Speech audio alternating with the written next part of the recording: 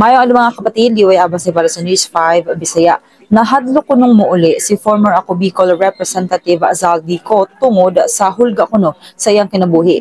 Mato sa iyang abogado nga si Attorney Roy Rondain, moatubang lang si ko sa mga pagpulong kabahin sa flood control scam kung luwas na siya nga makapauli. Wala sa masayra sa iyang abogado kung asa karon dapita ang former congressman. Mato ni Rondain sa telepono lang sila nagkaistoryahaya ni ko. Iya pud giklaro nga wala siya nagtago.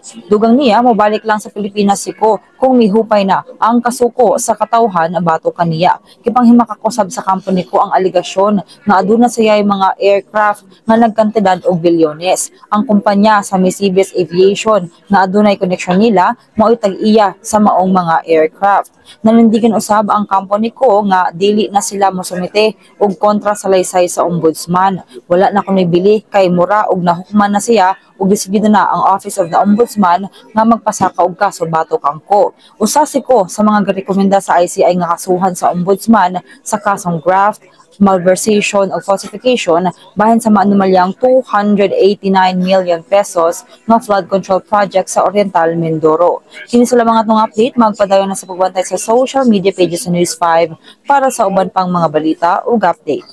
Amping pang tanan.